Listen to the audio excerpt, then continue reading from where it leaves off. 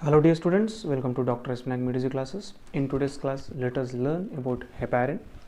Heparin is a very important anticoagulant, strongest anticoagulant which is very commonly used in the hospitals. And heparin was first discovered by McLean, a medical student in 1916. And later in 1918, Howell and Holt named it as heparin because it is mainly obtained from hepatic cells from the liver. So, however, its medical use came into existence after 1937 after its purification. And remember one important point about heparin. Heparin is a strongest electronegative molecule and it is the strongest organic acid present in the body. And heparin is usually present in most of the tissues which are having rich with mast cells, and the richest sources of heparin in our body is lungs. It is present in lungs and it is also richly available in liver of the patient, and it is also available in mucosa of the gastrointestinal tract. So these are three tissues where heparin is very richly available. And heparin commercially it is obtained from ox lung, and it is also obtained from the mucosal cells of gastrointestinal tract of pigs. Okay, so these are the two sources of heparin which is commercially obtained. Now let's see about the pharmacokinetics of heparin.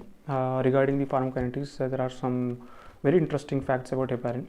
Remember guys, heparin is not given through oral route because of its large molecular size and because of its high electronegative charge molecule. It is not absorbed from the GI tract. So heparin is commonly given through parenteral route. It is available, it is given in IV route, and it is also available, it is also given in subcutaneous route.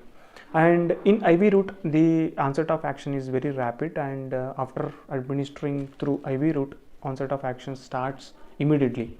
And when the heparin is given through subcutaneous route, the onset of action starts after 1 to 2 hours.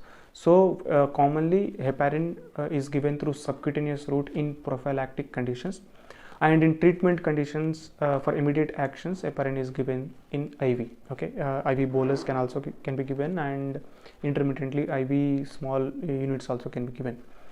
And another important point, heparin when it is administered through parenteral route, it enters into the liver, and in the liver due to heparinase enzymes it is metabolized and it is excreted. The metabolic end products are excreted through urine.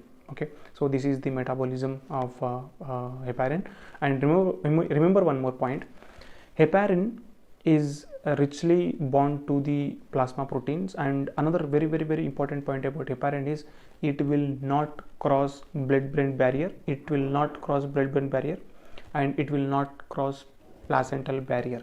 So heparin, the anticoagulant which is safe in pregnancy, is heparin. Okay, so it doesn't cross blood-brain barrier, it doesn't cross parenteral barrier, and it is safest anticoagulant in pregnancy.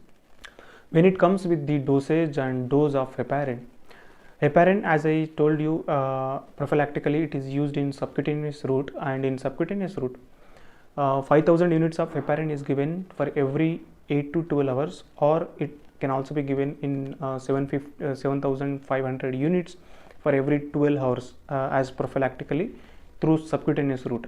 And in some cases for treatment 800 units of heparin per kg is given as IV bolus, and after giving IV bolus for every hour 18 units of heparin is given. This is for treatment, and in different cases in different conditions heparin dose may be increased, and in some cases heparin dose may be reduced in various cases, because bleeding risk is very important adverse drug reaction which is associated with heparin. We should understand that heparin is classified into two types. One is unfractioned heparin, which is a large molecular weight heparin, and fractioned heparin, which is called low molecular weight heparin. So these two are different classifications of heparin. And remember one thing, when unfractioned heparin is administered to the patient, we have to keep monitoring active partial thromboplastin time, and when we administer low molecular weight heparins, we need not monitor active partial thromboplastin time. So active partial thromboplastin time monitoring is very important when the patient is taking unfractioned heparin, because bleeding risk is very commonly seen with unfractioned heparins. When we discuss about the mode of action of heparin has 2 to 3 different functions on anticoagulation in the formation of coagulation mechanism.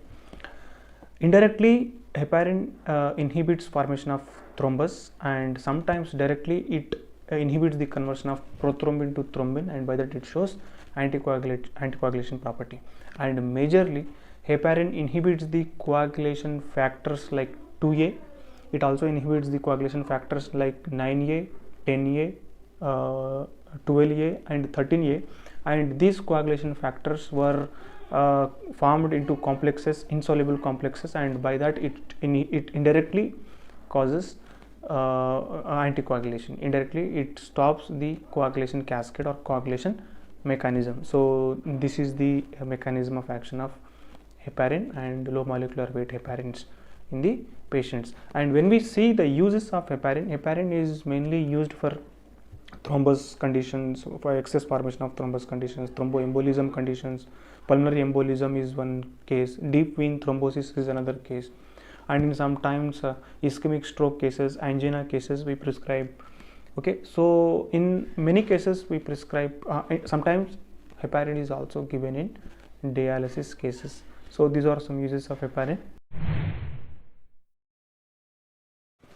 Now let us see about the adverse drug reactions of heparin. There are very few adverse drug reactions, and some of them are very dangerous adverse drug reactions which are associated with heparin. So the very first adverse drug reaction of heparin is bleeding. As we all know that most of the anticoagulants, because heparin is the strongest anticoagulant and it may cause bleeding, and in slightly increased doses of heparin, patient may increase bleeding disorder, and in increased bleeding disorders the immediate treatment given was heparin antagonist, which is protamine sulfate. So 1 mg of protamine sulfate neutralizes 100 units of heparin. So based on the heparin doses and how much dose heparin is already administered, based on that we have to calculate the protamine sulfate doses and we have to administer to the patient. And in some cases increased doses of protamine sulfate also may cause anticoagulant effect. So while giving protamine sulfate, we should not exceed 50 mg of protamine sulfate to the patient. So this is very important point we have to remember. And next important adverse drug reaction about heparin is heparin causes heparin induced thrombocytopenia. Thrombocytopenia is very important adverse drug reaction which is associated with heparin, especially with unfractioned heparin. Now, usually this heparin induced thrombocytopenia is not seen with low molecular weight heparin. So if any patient who develops thrombocytopenia, we have to switch to low molecular weight heparins. Okay, this is important point. And bleeding, in bleeding disorders we have to keep on monitoring activated partial thromboplastin time. This is another point we have to remember while administering heparin. And another adverse drug reaction with heparin is osteoporosis. Sometimes osteoporosis is also seen, hematoma which is seen in some patients, and in some patients alopecia is also reported in some cases. So in severe bleeding cases, I forgot to tell you, severe gastric bleeding is seen, and usually bleeding can be seen through urinary system, through gastric system, and in small cuts, accidental cuts, through gums, bleeding can be seen. So in some cases even bleeding can be seen in cranial, in the skull also, that may lead to hemorrhagic stroke. So these are some dangerous and severe adverse drug reactions which may be possible with higher doses of heparin.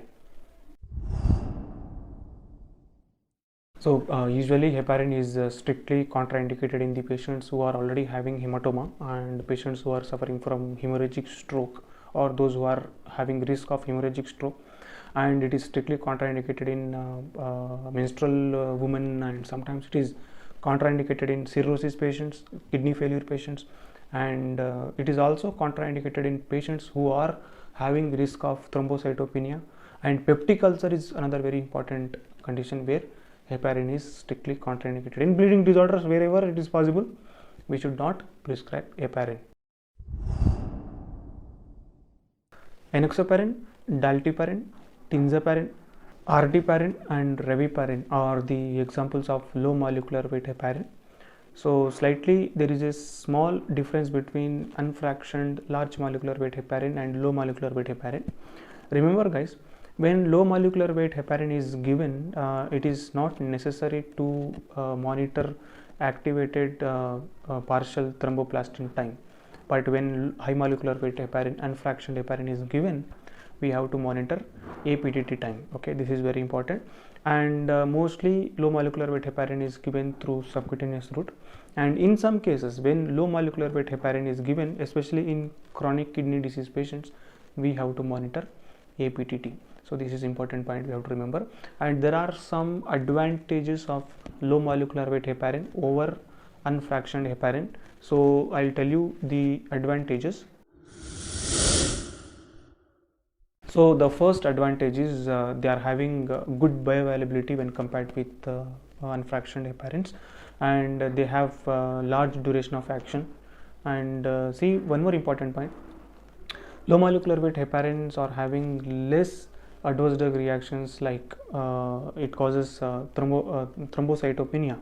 So low molecular weight heparins doesn't cause thrombocytopenia, and risk of osteoporosis is also very less when compared with unfractioned heparins. So this is another point. And finally, monitoring APTT time is also not required when low molecular weight heparin is given to the patients. Okay, so these are some advantages of low molecular weight heparin over unfractioned heparin.